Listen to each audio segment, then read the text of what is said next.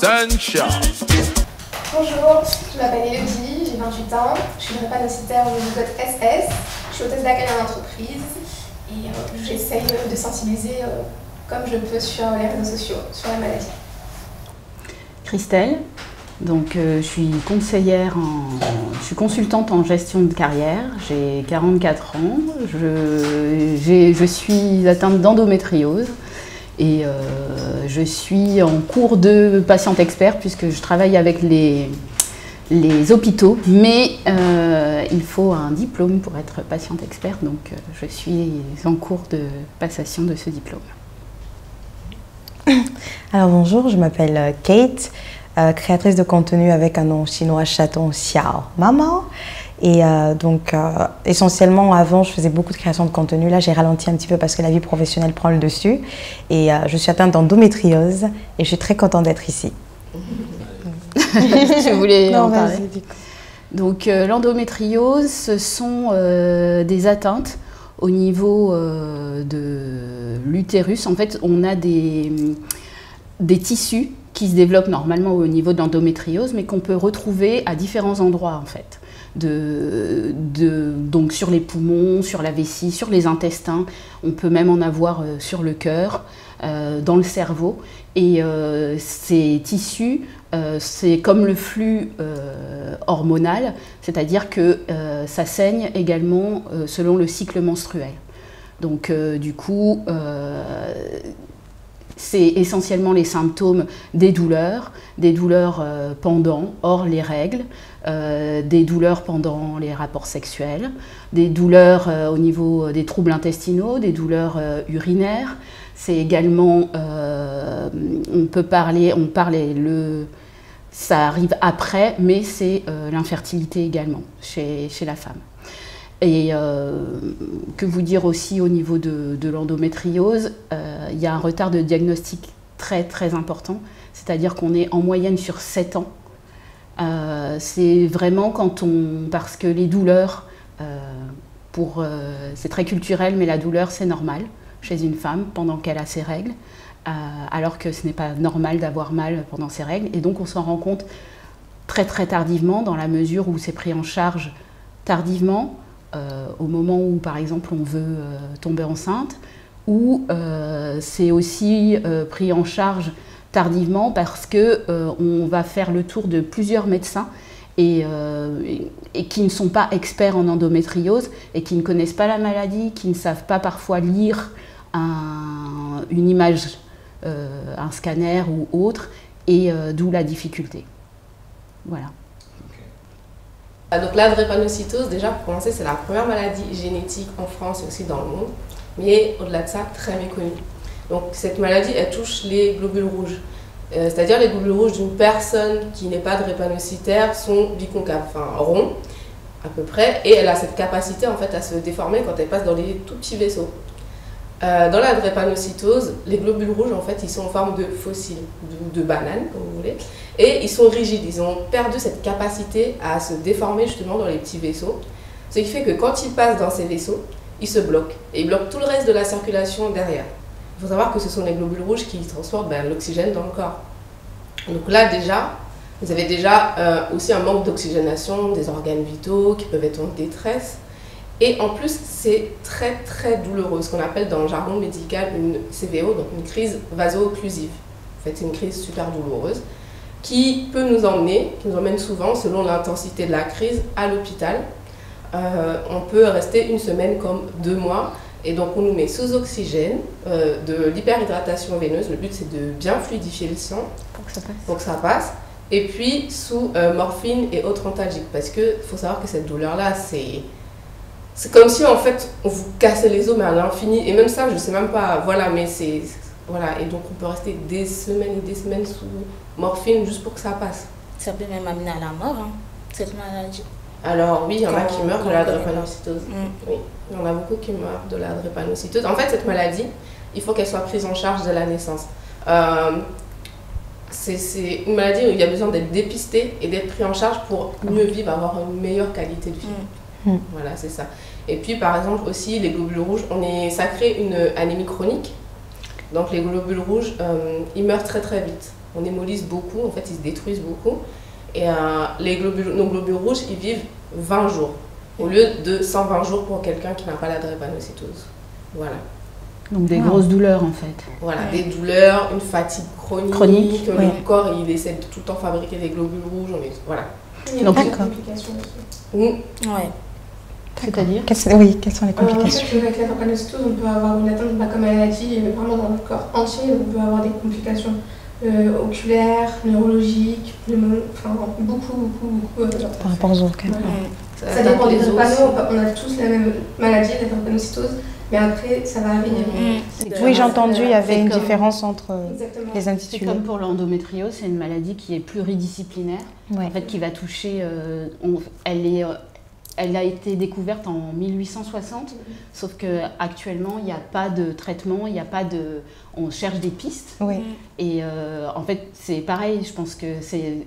Donc, ce sont deux maladies chroniques, drépanocytose et endométriose. Et c'est à aborder et à travailler, je pense, sur la recherche, sur tout ce qui pourrait pallier et le bien-être aussi, vivre avec la maladie, bien vivre avec la maladie. Et je pense que c'est un peu le...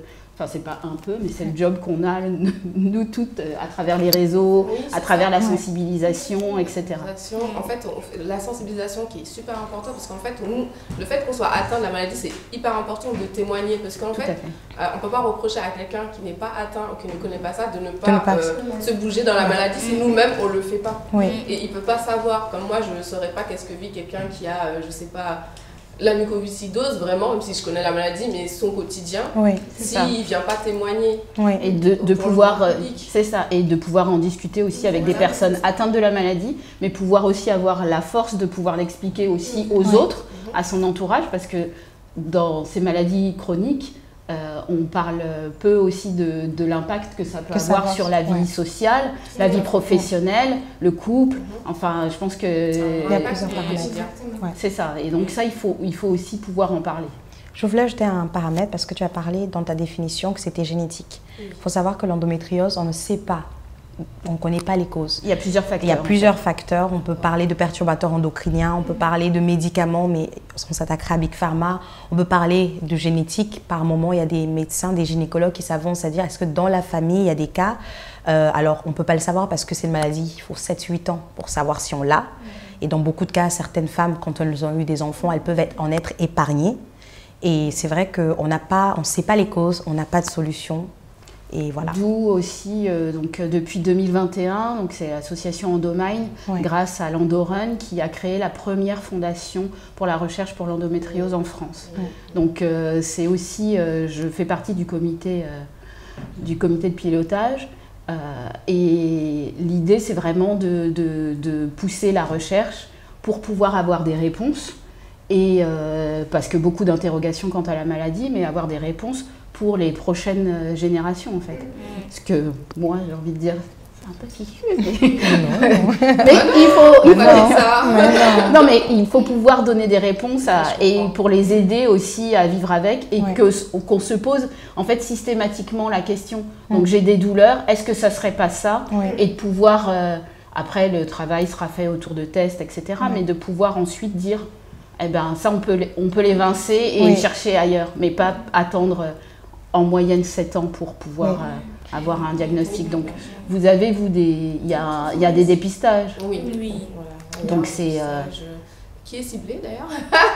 C'est vrai. En France, oui, il est ciblé. Et c'est un dépistage qu'on fait à la naissance. On peut le faire à tout âge de vie aussi. C'est l'électrophorèse de l'hémoglobine, on appelle ça, pour savoir son type de drépanocytose. Donc, on le fait à la naissance, sauf qu'à la naissance, il est ciblé. Et c'est-à-dire, en gros, si on voit que vous êtes noir ou arabe, on va vous dépister. Si vous êtes blanc ou vos parents sont blancs, ils ne vont pas vous dépister. Sunshine. Je pense qu'il faut le dire le plus rapidement possible. Hein. Oui, je suis d'accord. Parce que à tout moment, demain, si j'ai un enfant, il peut être à l'école, il va commencer à faire une crise, il ne va pas savoir gérer, je serai en panique. Non. Je pense que voilà, il faut faire comprendre à un enfant, quand il commence à comprendre les choses, que bon, voilà, tu as une maladie, des fois tu peux avoir mal. Ça ne t'empêche pas de vivre comme les autres personnes, comme des personnes qui n'ont pas de maladie. Mais juste que bah, toi, tu devras aller avec une bouteille d'eau à l'école. Bah, toi, tu devras prendre des médicaments. Bah, toi, s'il fait trop froid, tu ne pourras pas aller courir dehors quand il neige et tout. Tu ne pourras pas, mais ça ne t'empêche pas de vivre en fait. Et tu restes un être humain. Ça ne change rien. Donc oui, moi je pense qu'il faut le dire le plus rapidement possible dès que l'enfant est en âge de comprendre. Après, je ne sais pas pour vous. Oui, c'est ça en fait, ouais. Parce qu'il y a une hygiène de vie en fait à tenir pour éviter les crises. Le but, parce que chaque crise qu'on fait dans notre vie, ça détériore aussi nos organes à l'intérieur. Ça fait que on a besoin de médicaments. Les médicaments, c'est pas anodin non plus. Tout ce qu'on reçoit, c'est pas anodin dans le corps, ça détruit aussi. Donc le but, c'est vraiment voilà, d'éviter de faire des crises. Donc l'enfant, il doit savoir quand s'arrêter. Par exemple, il est à l'école, il va courir, il doit savoir que s'il se sent fatigué, qu'il n'ait pas peur de dire à son professeur que là, je dois m'arrêter parce que je suis fatigué, sinon je risque ensuite d'aller à l'hôpital, etc. Au moins, il doit se connaître en fait. Donc dès qu'il commence à prendre conscience, c'est de lui expliquer en fait un peu comment agir. Moi, je suis d'accord. Il faut en fait vraiment apprendre à l'enfant et à la personne, parce que certains apprennent une question de drépanocytaire plus tard, mais il faut apprendre sa limite. Et on a tous une limite et il faut essayer de ne pas la dépasser. Et souvent, quand on est enfant, c'est difficile parce que tu vois tes amis à la cour de récréation, tu as juste envie d'aller courir, de s'amuser avec eux. À la piscine, on a tout le temps des précautions à prendre. Donc je trouve que pareil, quand tu es en âge de comprendre, il faut tout de suite expliquer à l'enfant tu as une maladie, tu dois faire attention à ça, la chaleur, le froid, etc. Ensuite, l'enfant prend ses précautions et après, tu accompagnes en expliquant aussi au professeur, etc. Mais le plus tôt possible, c'est vraiment la meilleure chose pour que l'enfant comprenne et assimile la maladie, parce que certains ont peur, ont honte. Et je trouve que ça complique quand tu grandis. Donc vraiment le plus tôt possible. Ça fait aussi ce qui fait partie de travailler aussi son positionnement, l'enfant, et pouvoir en parler. Mais du coup, pour vous avez été dépisté. Et après, à la naissance, et vous l'avez appris quand, vous, par exemple? J'étais très jeune. En fait, dès que j'ai pu comprendre, ma mère, elle me l'a jamais caché, ça n'a jamais été un tabou. Elle a fait comprendre, mais c'est vrai que c'était pas un sujet de discussion comme ça à la maison. J'étais là, mais par contre, ça n'existait pas encore les PAI, donc les projets d'accueil individualisé. Donc à l'école, personne n'était au courant, donc c'était un peu plus compliqué pour moi. Quand je disais non, là je m'arrête, je savais pas, ou j'étais souvent absente. Et voilà. Et du coup, ils se disaient juste, c'est une enfant maladive qui est absente. Je n'ai jamais posé la question jusqu'à ce que j'arrive en 6e. En fait, je suis née en Martinique, j'ai vécu là-bas. Et donc, quand je suis arrivée en 6e, je fais ma 6e en Martinique. Là, ils se sont posé la question. Pour la première fois, il y a eu un PAI. D'accord. C'était la première fois de ma vie où je voyais qu'on me disait « Ah, t'as la drépanocytose, alors qu'est-ce qu'il faut faire ?» Voilà. Mais en fait, c'est vous qui... C'est charge aussi à la famille et à l'enfant d'éduquer au départ, d'éduquer aussi le personnel, parce que eux, ils connaissent pas, à part l'infirmière scolaire, mais pouvoir leur en parler. Et encore. Moi, j'ai une question sur toujours l'apport génétique. C'est les deux parents qui le transmettent, généralement? Oui. D'accord. Homozygote SS, c'est les deux parents. Les deux parents. Oui, parce que j'ai vu qu'il y avait des... Exactement. Nous trois, du coup, notre père est AS, notre mère AS, et on a pris le gène S, c'est pour ça qu'on est malade de chaque. D'accord. Homozygote SS. Et si vous rencontrez quelqu'un, il faut faire attention à ce paramètre. C'est pour ça que les compliqué. C'est important. D'accord. Donc ça veut dire, là c'est hors contexte, de rencontrer quelqu'un, il faut anticiper cette question éventuellement. Mais c'est compliqué aussi en fait à aborder, parce que tu rencontres quelqu'un, tu lui dis du coup t'es drépanocytose. Est-ce que tu as fait ton test? Bonjour, je me présente. Non, pas comme ça, je pense quand même. Oui. Faut pouvoir aussi en parler. C'est compliqué, il ne faut pas attendre de tomber hyper amoureux. Si tu veux vraiment... en fait, tu ne peux pas te dire ça, en fait. En vrai, personne ne te dit ça. C'est ça, tu dis pas... Donc, tu fais quoi, en fait? Moi, au niveau de l'endométriose, tu as des douleurs. Tu peux avoir des douleurs pendant les règles. Tu peux avoir des douleurs aussi pendant les rapports sexuels. Pendant les rapports sexuels, à l'extérieur des règles. Enfin, hors règles. Problème de fertilité. Mais après, tu parles pas tout de suite. Je pense quand tu rentres en relation avec quelqu'un. Mais il y a aussi de l'adénomiose. C'est-à-dire que... je prends mon exemple, j'ai saigné non-stop pendant 1 an et demi, où tu es rivé Et tu te dis, bah, comment tu fais en fait? Mais t'as été hospitalisée quand... Non, mais tous les jours, enfin, c'était pas des... Alors, des fois, j'avais des hémorragies, mais parfois, j'avais juste des saignements, mais des spottings, mais t'es rivé dans ta culotte, en fait. Oui. Et tu t'expliques comment à l'autre, en fait, que... Alors, pour la petite anecdote, à l'époque, j'avais un ami, mais qui avait la phobie du sang, vous imaginez? Oh non. Oh là mais là. c'est ça, c'est comment tu en parles, comment tu abordes, et pas notamment, et ta fille, en fait, tu lui en parles quand elle va avoir ses règles ou quoi que ce soit. Mais le souci, c'est que moi, j'ai eu mes règles très très tôt. Donc, à 9 ans, alors on me dit, ça va aller. Oui. C'est normal que tu aies mal, ça va aller. Une fois, j'étais en crise, ma grand-mère à 10 ans, 11 ans, qui me dit « Oh, mais tiens, prends ça ». Donc, j'ai eu un coup de rhum en Martinique, un coup de rhum avec du sel. Ah bah, effectivement, j'avais plus mal, mais j'avais mal à la tête et je suis tombée comme ça. Et c'était pas des solutions. On me dit « Quand tu prendras la pilule », j'ai pris la pilule très tôt. Je devais avoir 13 ans parce que j'avais des douleurs qui m'empêchaient d'aller à l'école. Je pouvais pas, on me retrouvait dans les toilettes, allongée, couchée, je pouvais pas. Après, on me dit bah, « Quand tu auras un copain ». Ensuite, tu as une première opération, parce que j'ai été multi-opérée. Tu as une première opération, on dit ça va aller et tout. Ça va à peu près, mais les douleurs recommencent. Tu te dis, qu'est-ce qui se passe? Et il n'y avait pas autant d'informations et autant de sensibilisation. Alors, l'enfant, maintenant, ce qui est fait aussi, c'est qu'on prend la famille. C'est-à-dire que si quelqu'un a le symptôme, par exemple la maman ou dans la famille, on va essayer de voir aussi très tôt pour l'enfant si elle risque d'avoir de l'endométriose ou quoi que ce soit. Tu étais diagnostiquée à quel âge du coup? Alors j'ai eu mes règles à 9 ans et j'ai été diagnostiquée pour la première fois à 21 ans. D'accord. Donc, et c'est parce que, pareil, ma mère elle me disait ça va aller. Et c'est aussi la culpabilité quand tu es parent. C'est-à-dire que il faut travailler aussi le fait de dire, peut-être que, parce que ma mère avait déjà des problèmes gynécologiques.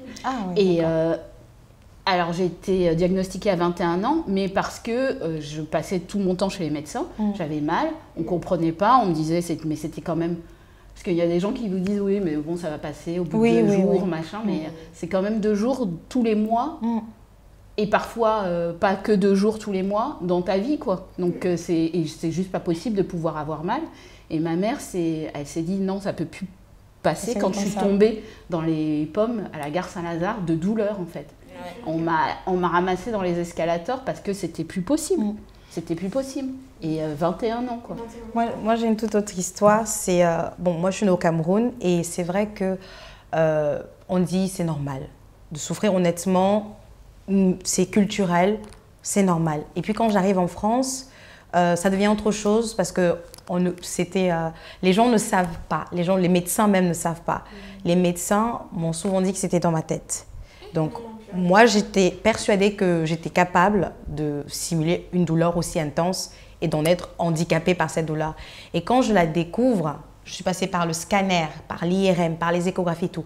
Rien. L'IRM même, qui est hyper puissante, a priori au niveau du scan, ne l'a pas détecté parce que c'était dans le cul-de-sac de glace. Mais ça il ne faut se pouvoir, voyait pas. C'est ce qu'on explique aussi, c'est qu'il faut pouvoir avoir des experts en endométriose, des personnes qui savent lire. Parce que moi aussi, j'ai eu plein d'examens, mais à ce moment-là, on me disait, il n'y a rien. Oui. Ils savent pas. Et donc, j'arrive à la fin de mes études, parce que j'ai terminé mes études, je suis allée vivre en Chine. En Chine, j'ai trouvé une alternative naturelle là-bas, avec des plantes. Je reviens en France, sachant qu'on passe partout. J'ai fait tout ce qui est sur le marché comme pilule contraceptive. Je suis allée jusqu'à la ménopause chimique. Totalement. On m'a mis sous ménopause 27, 28 ans. Voilà. Et au bout de 6 mois de ménopause, je commence à dérailler.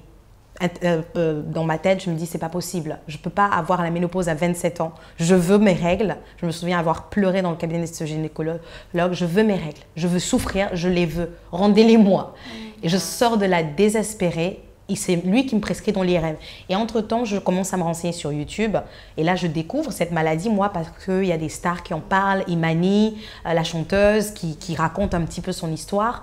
Et je viens avec cette suggestion chez le médecin. Il ne me prend pas au sérieux. Et quand l'IRM revient négative, il me prend encore moins au sérieux. Et donc, dans ma lancée, parce que ça faisait longtemps, j'ai aussi mes règles. Moi, je crois que je les ai eues à 12 ans. Dans cette lancée, je me dis, quelles sont les dernières options que j'ai? Je vais voir un énième gynécologue que je trouve sur le site d'Endo-France de Toulouse. Je lui demande, qu'est-ce que vous me proposez? Et là, il m'a dit tout simplement, je vous ouvre le ventre en cellio. Je trouve des lésions, je les enlève. Je ne trouve pas, je referme. Est-ce que vous êtes prête à signer? J'ai dit, je signe. Je sors d'une ménopause chimique. Là, j'ai besoin qu'on me dise qu'est-ce qui ne va pas. Je veux bien comprendre que je suis folle, que l'handicap que je vis tous les mois avec mon conjoint, avec qui je suis depuis 10 ans, qui s'occupe de moi, qui me lave, qui me porte, qui m'emmène à la selle, je veux changer ça. Et donc, on prend le contrat en 2019. Je signe ce papier et il m'opère. On était parti pour un 30 minutes en cellio. Finalement, ça dure 2 heures ou 3 heures, je ne sais plus. Je sors de là et je me souviens quand ce chirurgien gynéco arrive et qui me dit que c'était endométriose, je suis soulagée et je ris.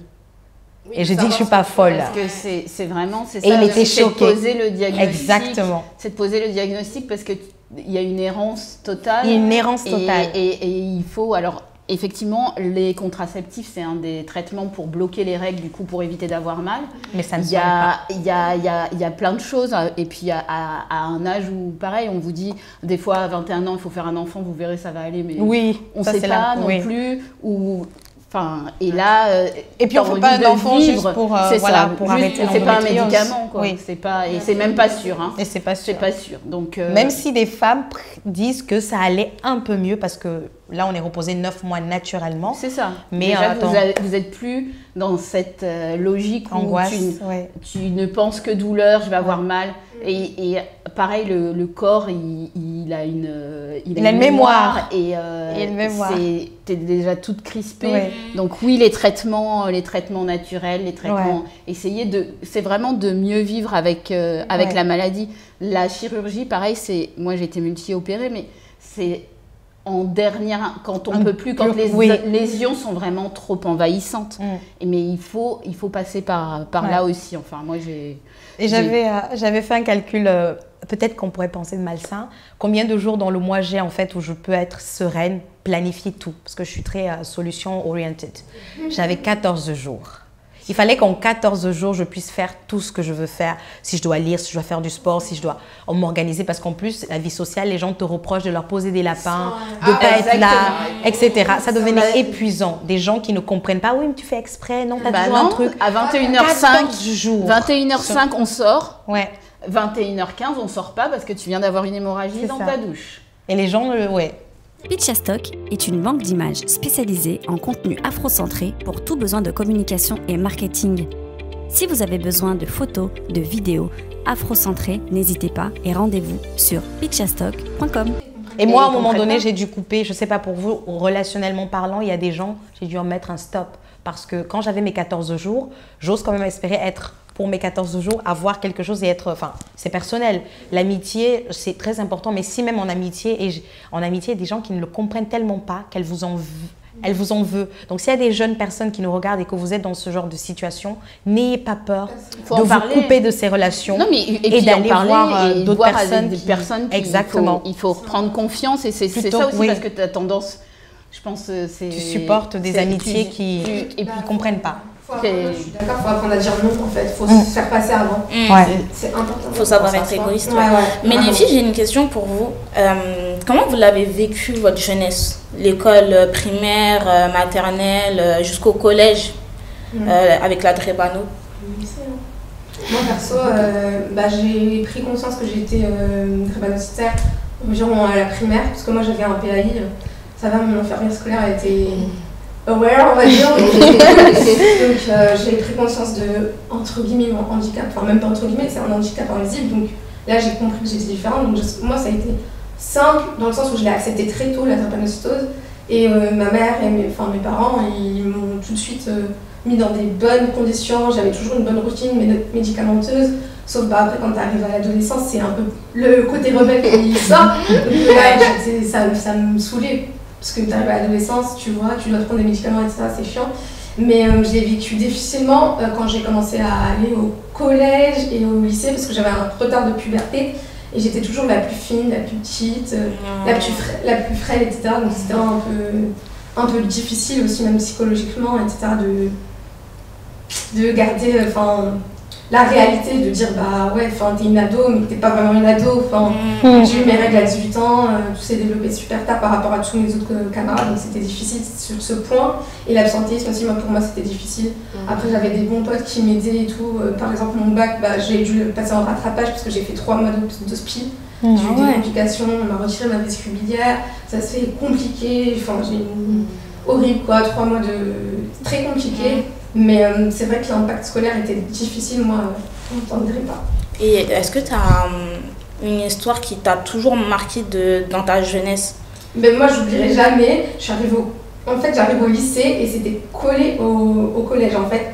Et le premier truc que je me mange, ah mais tu t'es trompé, le collège c'est là-bas. Et juste des trucs comme ça, tu vois, ça te marque à vie. Ça s'est passé au lycée, j'ai 28 ans, je m'en rappelle. Et les mots, c'est difficile quand t'es enfant, c'est très très difficile. Et ça te marque pour la vie. Moi, c'était compliqué. Et c'est que tardivement où j'ai vraiment pris confiance en moi. Par exemple, à travers le sport, ça a changé ma vie, ça a changé ma vision de moi-même et de ma force, en fait. J'avais le côté force mentale, mais après, j'ai vraiment plus pris confiance en moi avec le sport, mais plus tard. Et t'es toute seule à avoir ça dans ta famille? Mon petit frère aussi, il est SS, et Dieu merci, il a beaucoup moins de complications de crise que moi, donc c'est cool. Mais du coup, moi, par exemple, la greffe, c'est impossible, puisque mon frère aussi est SS. Ouais, c'est ça. Et toi? Alors moi, du coup, comme je disais tout à l'heure, ça a été entre guillemets en Martinique, c'est juste qu'ils connaissaient pas, voilà. Mais j'avais pas plus de... J'étais juste absente et je revenais, mais on me disait rien de particulier. Donc, puis j'étais petite, j'étais pas dans le mood absentéiste, je m'en foutais un peu. Après, j'ai commencé à avoir des complications osseuses. C'est là où ma mère a déménagé avec nous pour venir en France hexagonale. Et du coup, quand on est arrivé ici, c'est là qu'on a découvert qu'en fait, j'avais l'ostéonécrose. Donc en gros, quand la drépanocytose attaque les os et que voilà, ils sont un peu nécrosés et tout ça. Et du coup, j'arrivais au collège ici. Donc j'avais 12 ans, j'ai commencé à la 5e jusqu'à la 3e. Sachant que j'ai fait 4 ans parce que j'ai redoublé la 3e du coup à cause de la maladie. Et en fait, j'ai fait tout mon collège en fait en fauteuil roulant. Donc la maladie m'a mis en fauteuil roulant. Je ne pouvais plus marcher et tout. Et en fait, tu arrives à un âge où t'es adolescent, t'es en fauteuil roulant, tu te dis non mais en fait ma vie elle est finie là, tu te dis c'est pas possible, en plus moi dans ma tête c'était genre au tout début directement, parce que quand je suis arrivée au collège, j'étais quand même debout, le temps que ma mère prenne des rendez-vous et tout. Après je marchais bizarrement, du coup j'étais en béquille, et après quand on m'a hospitalisée, donc je suis plus à l'école pendant 6 mois parce que j'étais hospitalisée, je suis revenue en fauteuil roulant. Et en fait, je me suis dit, ma vie elle est finie. C'est comme si c'était une déchéance pour moi. Genre, je marche, béquille, fauteuil roulant. Sachant que toute ma vie, on m'avait déjà dit que je vais mourir tôt. Donc, quand t'es petite, on dit que tu vas mourir à 5 ans. Ensuite, on dit que tu vas mourir à 15 ans. Moi, j'étais là. En fait, moi, je calculais, j'étais là. Du coup, j'ai 12 ans, il me reste 3 ans à vivre. Quand les profs ils demandaient, je me rappellerai toujours, donc, la prof en 3 ans, elle nous demande, vous voulez aller en professionnel ou en général? Il y a tout le monde qui lève la main, moi je lève pas la main. Elle me dit, Laetitia, alors t'as pas choisi et tout. Et moi j'ai répondu normal comme ça, je lui ai dit, de toute façon en fait là je vais mourir bientôt, c'est pas la peine quoi de choisir. Là c'est... Pourquoi faire ça? Elle était comme ça. Quelle ambiance! Et moi c'était normal. C'est terrifiant. Quand je voyais ce qui se passait, je me suis dit, oui, effectivement, je suis en train de mourir, quoi. Et j'ai vraiment pris conscience que... C'est là que j'ai pris conscience que j'avais la drépanocytose, en fait, au collège, parce que... en fait, j'avais peur. Je me suis dit, on va se moquer de moi quand je vais arriver en fauteuil roulant. Tu vois, c'est dans ma tête d'ado, quoi. Et ma mère a trouvé un collège où c'est adapté. C'est-à-dire, en fait, il y avait plein d'autres personnes en fauteuil roulant. Et adapté du sens où il y avait des ascenseurs pour accéder aux salles de cours, il y avait des AVS pour les personnes qui étaient en fauteuil roulant, tous les voyages étaient adaptés pour les personnes en fauteuil roulant. Et du coup, quand j'ai su ça, j'étais là, waouh, non mais trop bien. On va pas s'acheter. Je ne sentais pas si différente des autres. Voilà, en fait, je ne me suis pas sentie, parce qu'on me discriminait pas parce que j'étais en fauteuil roulant. Et le jour où j'ai pris conscience qu'en fait, j'avais la maladie aussi, au collège, mais tout le monde est parti en voyage et on me convoque, on me dit non mais en fait toi tu pars pas. Et là moi direct je réponds à l'intéressé, si je vais partir, il y a tout le monde qui est en fauteuil roulant qui part. C'est adapté, machin. Il me dit non mais en fait c'est pas parce que tu es en fauteuil roulant, hein. Donc c'est parce que tu as la drépanocytose, nous on ne sait pas ce que c'est, on ne sait pas soigner. Ouais. Et en fait, tout le collège ça a été ça. Dès qu'il y avait des sorties, je les ai jamais faites parce que moi on me refusait. Tout le monde avait une AVS, moi j'en avais pas. Je savais pas ce que j'avais. Quand les gens ils allaient en stage en 3e, moi on m'a dit non, va chez toi c'est mieux. Moi je suis restée chez moi, j'ai pas fait de stage. C'était que des trucs comme ça. Pensons t'aménager, en fait on te mettait à l'écart. Ouais. En fait, on me mettait toujours à l'écart. Et c'est pareil, il y avait on te transporte, t'es en fauteuil roulant, donc quelqu'un vient chercher, un taxi spécial qui vient chercher pour t'emmener à l'école et te ramener chez toi. Ben, moi, j'ai dû mettre 1 an et demi à l'avoir. Donc, ça veut dire que, vu que ma mère elle-même est handicapée, moi, j'avais personne, je suis l'aînée, j'avais personne pour m'emmener à l'école. Je prenais mes mains et je faisais comme ça jusqu'à mon collège. J'arrivais toujours en retard, mais bon, et même les profs ils disaient, bon, bah, toi, elle fait comme ça pendant tout le chemin. En hiver, j'avais les doigts gelés, ça, parce que c'est du fer, en fait, le truc. Et ça, c'est même pour favoriser dans ma la tête, je savais que c'était parce que j'étais drépanocytaire que bah, j'avais tout ça et que les autres, ils avaient tout ce qu'il fallait. Mais c'est que j'ai été discriminée en fait tout le collège. Jusqu'à ce que je La drépanocytose, faut faire la guerre. Et déjà, je vais rebondir sur l'école. Moi, j'ai ma grande sœur qui a aussi la drépano, elle est SS aussi. J'ai eu de la chance parce que justement, je l'avais, donc du coup, elle comprenait, même mes parents, ils comprenaient, franchement, ça va. Ce qui a été dommage, c'est que, étant donné que les gens ne connaissent pas, on a eu des injures venant de la famille, en fait, des insultes, oui, ta femme fait que des enfants malades, etc. Quand j'étais petite, alors, à l'école, franchement, ça allait. À l'école, ça allait.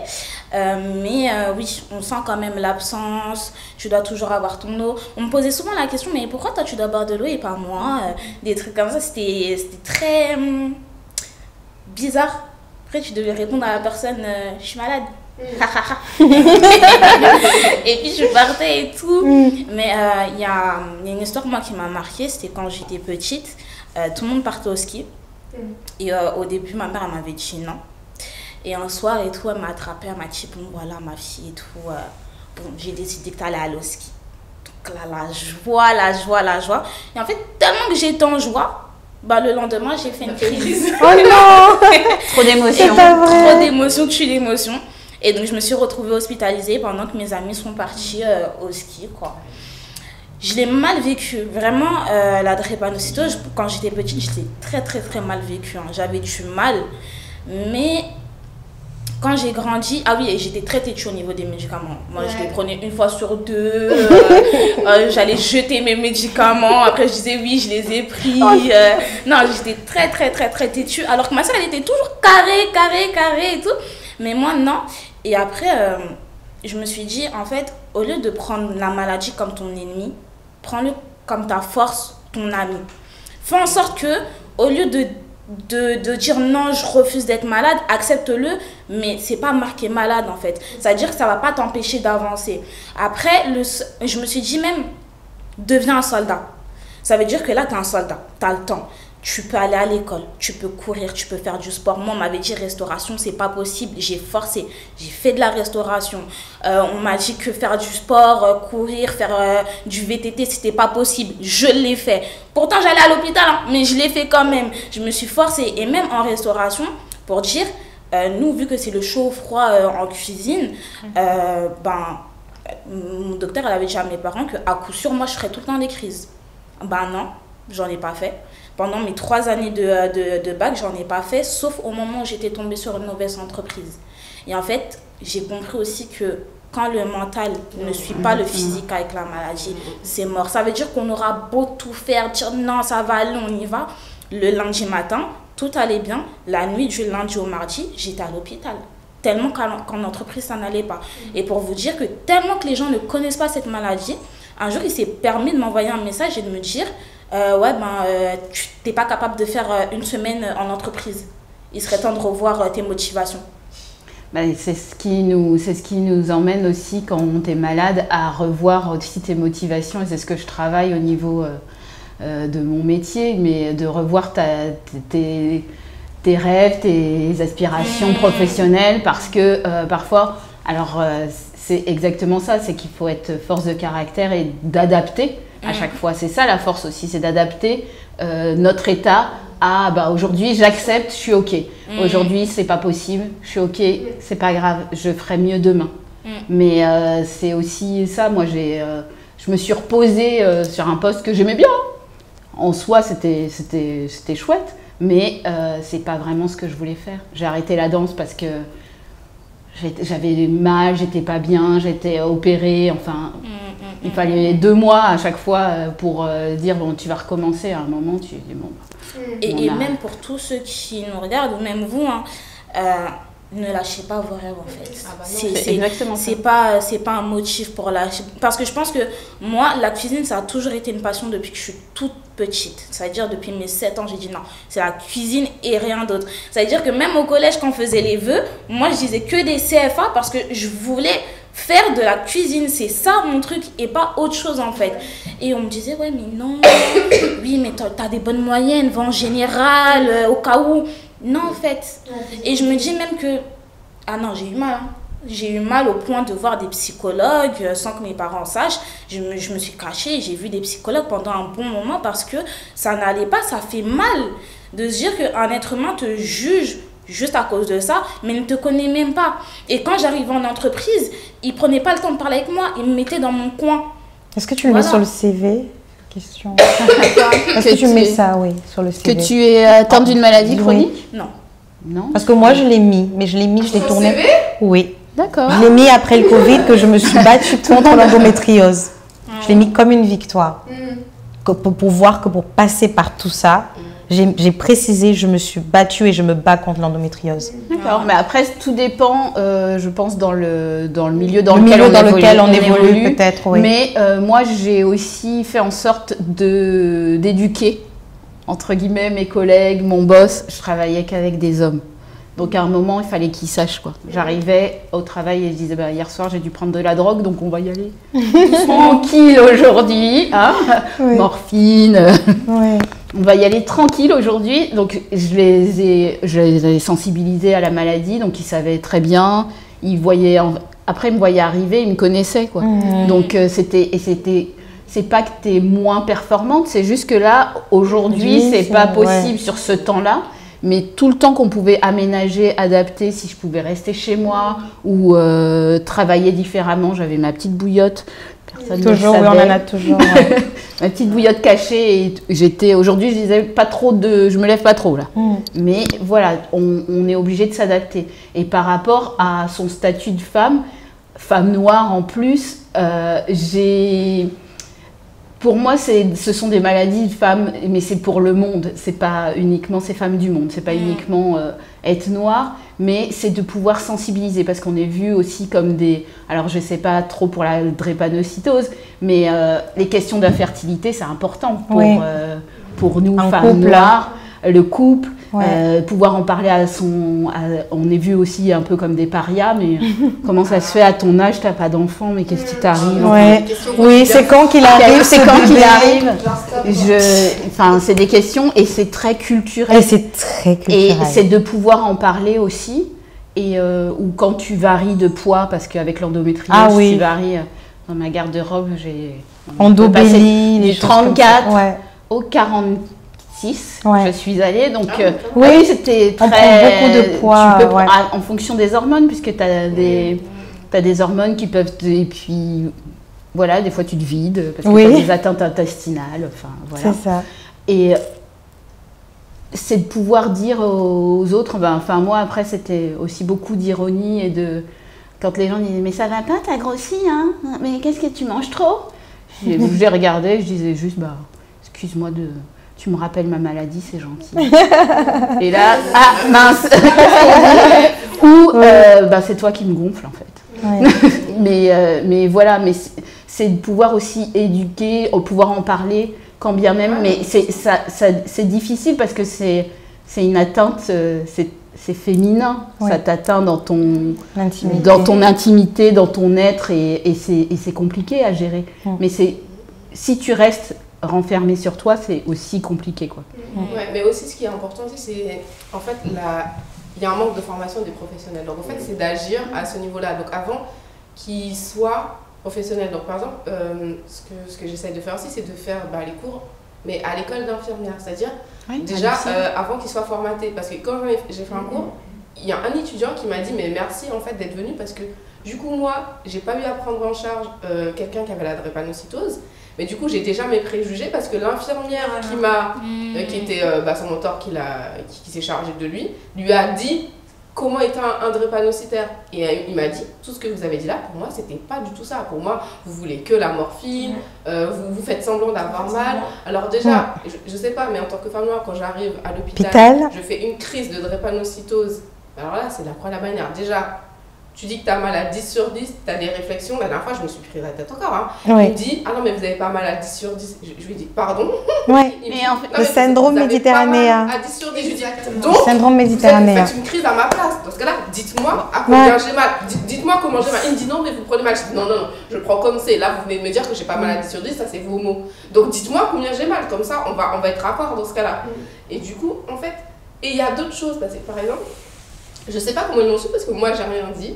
Donc je suppose qu'une autre infirmière a dû lui dire, il y a un infirmier qui est revenu vers moi en me disant « Mais du coup, vous êtes infirmière ?»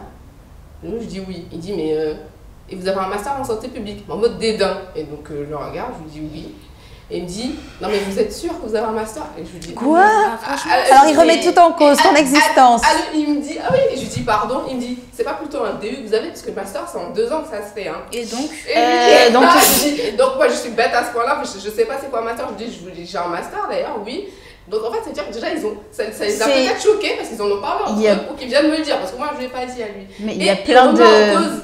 C'est dingue, c'est fausses croyances qu'il a. Ouais. Mais il y a plein de... Tout. C'est ça. Il se dit, c'est pas possible, tout ce qu'elle a dit, en gros, je suis arrivée. Tout ça, le problème, c'est justement la gestion de la douleur et de... En fait, tu dois être, pareil, comme t'es femme, t'es forte. Ouais. Tu dois être forte à l'habitude avec les règles. Ou, tu gères, quoi. Pourquoi et c'est aussi ce qu'on appelle le syndrome de la dépanneuse en panne, moi, j'ai dit. Ah bon? La dépanneuse en panne. C'est que quand t'es femme et que t'as l'habitude de tout porter et d'être en forme, quand t'es pas bien, tout le monde est perdu. Ouais. Comment on fait là? Ouais. Mais ce qu'elle dit en milieu hospitalier, le syndrome méditerranéen, c'est terrifiant cette histoire. C'est-à-dire que quand on est d'une ethnicité différente que celle de la norme occidentale, on est censé supporter plus la douleur. On ne vous prend pas au sérieux. Moi, j'ai trouvé, je dis 8 et demi. Je lui mets le doute dans la tête. Elle se dit 8 et demi, c'est vrai qu'on n'est pas loin et puis on n'est pas proche. Elle essaie de me comprendre, mais après, la façon dont elle me traite, et je peux vous dire, je l'ai testé dans certains hôpitaux, de voir la différence du traitement, et ça, c'est terrifiant. Mais c'est dommage de pouvoir quémander de la morphine alors que tu as mal. Alors, dans certains hôpitaux, ils sont géniaux, ils sont... Oui. Mais c'est aussi, ça vient bien de la formation aussi à la base également, et c'est charge aux patientes expertes, parce qu'il y en a très très peu. Mais pour toutes les maladies chroniques, et c'est pour ça que je m'investis. Mais il y a très peu de patientes expertes et les médecins, entre les consultations, les chirurgies, les médecins experts il y en a peu, il faut qu'ils puissent aussi transmettre et pouvoir aussi donner les informations à tout le monde. C'est compliqué, mais c'est un travail ensemble. Moi, j'ai l'impression Non, mais parce que c'est compliqué pour eux. C'est une logique. On leur donne une formation, c'est un tronc commun, mais ils n'ont pas beaucoup de terrain. À part en internat, mais en internat, tu arrives et t'es confronté directement au truc, mais il n'y a pas d'analyse, et c'est ce qu'ils essayent de faire de plus en plus, mais les analyses de pratique, les réunions pluridisciplinaires avec différents champs, parler de différentes maladies, pour qu'au moins tu aies des bases et que tu puisses avoir entendu parler de la maladie. Parce que carrément, quand j'étais petite, et que j'avais une crise, mon père il me disait, quand on arrive devant l'hôpital, tu fais semblant comme si tu avais mal jusqu'à... Parce que sinon ils te prennent pas au sérieux. Oui. Ils te prennent pas au sérieux. Ça, c'était beaucoup avant, ils essayent beaucoup, enfin après, les hôpitaux essayent davantage de prendre en charge la douleur, mais ça dépend des équipes. Ça dépend des équipes, ça dépend des équipes en fait. Et puis même, je te rejoins, un exemple tout bête, j'étais à l'hôpital la semaine dernière. On m'a mis directement du coup sous Calinox, etc. Et le Calinox, c'est un gaz en fait hilarant. C'est ça, un peu hilarant. Qui t'apaise et... Ouais, ça nous calme et tout. Et là, j'entends, c'est une drépano? Ouais. Ah non, mais je la prends pas. Je la prends pas, ils sont difficiles à piquer, c'est pas possible. Et donc, du coup, j'enlève mon calinox et je lui dis, pardon, vous parlez de moi. Après, elle dit, oui, mais en fait, vous n'êtes pas ma patiente. Ah donc, oui. du coup, j'ai dit, ah d'accord, ok. J'ai regardé, j'ai dit, ah d'accord, ok. Bah, merci, Incroyable. merci beaucoup. C'est ouf. Et puis elle est partie. Mais je trouve que c'est honteux, en fait. Sunshine. Pour rester sur une note positive, il faut toujours, pour moi, voir le verre à moitié plein et non à moitié vide. Si on a eu cette maladie, pour vous l'endométriose, pour nous la drépanocytose, pour moi, je me dis toujours que c'est parce qu'on peut le supporter, parce que c'est notre combat et que c'est à nous d'en parler, qu'on soit les porte-parole et qu'on fasse au mieux pour sensibiliser et pour témoigner. Et pour moi, pour les drépas, on sait, on s'appelle toujours les warriors, et c'est pas pour rien. On est des combattants de la vie et il faut surtout pas lâcher, vraiment pas. On a toujours des moments de down, mais quand vous tombez, il faut vous relever, il faut jamais cesser de se battre. Moi, ce qui m'a aidée, c'est le sport. Donc quand on me dit oui, tu peux pas faire ci, tu peux pas aller au ski, j'ai été au ski, tu peux pas faire de la montgolfière, j'ai fait de la montgolfière, tu peux pas. C'est déconseillé de faire de la plongée, j'ai fait de la plongée. Et c'est des expériences de vie incroyables, il faut vivre. Il faut faire attention évidemment, connaissez vos limites, connaissez vos problématiques, mais surtout ne cessez pas d'y croire et croyez en vos rêves. Tentez, si vous pouvez pas, il y a toujours des alternatives. Mais en tout cas, il faut toujours garder le smile et lâchez pas. Pour moi, c'est à travers les réseaux sociaux que j'essaie de donner de la force. Donc j'ai créé avec une amie Anissa Drepa Smile, qui a un compte Facebook et Instagram. Et j'ai mon compte perso aussi, où Télodie, avec 2 i, où j'essaie de donner des good vibes, des conseils, aider. Et mes DM sont toujours ouverts, j'ai 0 tabou. Donc voilà, n'hésitez pas et toujours gardez vraiment le sourire. Relevez-vous, battez-vous. Pour moi, continuez à vous battre en fait. Ne cessez jamais de vous battre. Et en fait, dites-vous que la maladie, c'est pas un handicap, c'est plutôt une force. Faites ça une force et vous allez voir que ça va changer vraiment toute votre vision de la maladie et même de ce que le médecin aura dit, etc. etc. Encore une fois, moi je suis drépano. Le chaud, le froid, ça le fait pas. Et pourtant, aujourd'hui, je suis traiteur. On m'a dit que le sport, c'était pas possible. Aujourd'hui, je suis coach. On m'a dit tellement de choses et pourtant, j'ai fait tellement de choses. Donc vraiment, mangez la vie. Mangez la vie et après quand vous tombez, vous êtes à l'hôpital et puis basta. Mais quand vous sortez de l'hôpital, soyez un soldat et prouvez aux gens que ouais, j'ai une maladie et pourtant j'y arrive. Voilà. Oui, donc du coup, je rebondis sur ce qu'ont dit les filles, c'est hyper important. Déjà, restez positif. Il faut vous entourer de personnes qui vous fassent aller vers le haut et non le contraire. Les personnes qui négatives ou qui vous font toujours des remarques sont des personnes en fait à enlever de... Franchement, faites le ménage autour de vous, c'est hyper important. Croyez en vous, croyez en vos capacités parce que du coup, c'est pareil comme elle disait. On m'a dit non, tu peux pas être infirmière. Je l'ai fait parce que je le voulais. Il n'y a aucun souci, j'ai travaillé au bloc opératoire. Vous faites comme vous le sentez avec votre corps. Et surtout, pour la communauté afro-antillaise, on a besoin de vous également. Ce qui peut nous sauver la vie aussi, c'est votre don du sang. Il faut savoir que on peut rejeter du sang. Même si par exemple moi je suis B+, et qu'on me donne le sang d'un B+, il faut plus que ça. En bas, vous voyez, il y a des petites écritures qui s'appellent le phénotype. Et en fait, on doit recevoir du sang qui nous ressemble.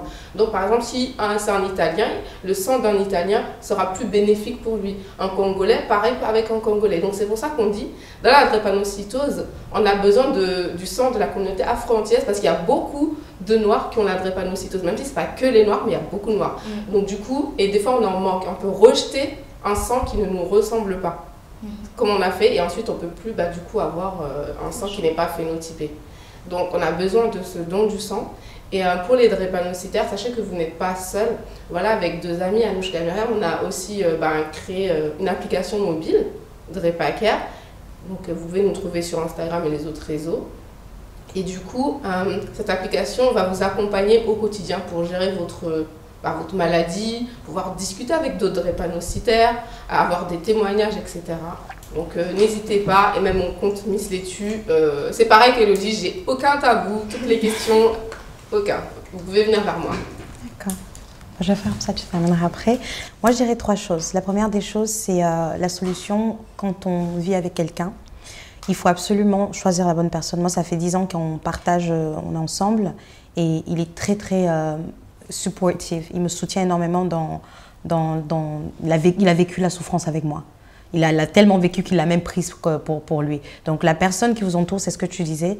Les amis, il faut savoir dire non, il faut savoir les choisir, et il ne faut pas se brider parce que, à un moment donné, sa santé mentale est importante. La deuxième chose, c'est par rapport à l'entreprise. Pour l'endométriose, vu que ça revient souvent, c'est une maladie qui est liée aux règles. Donc, tous les mois, on y passe, et même en dehors des règles. Trouver l'équilibre, ce n'est pas évident. En revanche, il y a une solution qui s'appelle la RQTH, reconnaissance de qualité de travailleur handicapé, qui n'est pas, on n'a pas les places de parking bleues, non. C'est juste que, bon, ça peut être un plus pour l'entreprise. Il y a des entreprises qui vont le prendre parce qu'ils ont des quotas. Et puis, il y a des entreprises qui, malgré les quotas, en fait, vont dire, mais attends, tu ne seras jamais là, écoute, voilà. Bon, soyons optimistes, on est dans une belle France, et ils le prennent. Disons qu'on part du principe qu'ils le prennent. Vous pouvez demander la RQTH. À Toulouse, on peut le faire. À Paris, j'imagine aussi. Vous la demandez, il y a un processus à faire, ça prend beaucoup de temps. Il faut décrire sa maladie, montrer tous les examens qu'on a fait. Donc, voilà une solution pour l'entreprise. Voilà. EndoFrance, EndoMind sont bien sûr là, à l'écoute. Bon, moi, sur Toulouse, il y avait un bureau, j'y suis allée, c'était fermé, mais j'ai trouvé une 3e solution qui est donc la 3e chose, c'est le naturel. C'est-à-dire qu'après l'opération, après les implants, après la ménopause, après les contraceptifs, je suis passée à quelque chose à une chose à laquelle je ne m'y attendais pas, sachant qu'en Chine, j'avais déjà vécu ça, c'était le naturel. Le naturel, c'est quoi? C'est les plantes qu'on cuisine chez nous. J'en ai fait une vidéo parce que j'ai une chaîne YouTube, c'est Xiao Mamao, X-A-O-M-A-O, où je parlais de cette fameuse plante qu'on cuisine dans beaucoup de plats. Au Ghana, le Prekese, ça s'appelle comme ça. Au Cameroun, c'est 4 côtés, on n'a pas d'imagination. Et le nom scientifique, c'est Tetrapleura. Et c'est une plante que je bois. Si vous avez des questions, vous me rejoignez en DM sur X-I-A-O-M-A-O, Siamama.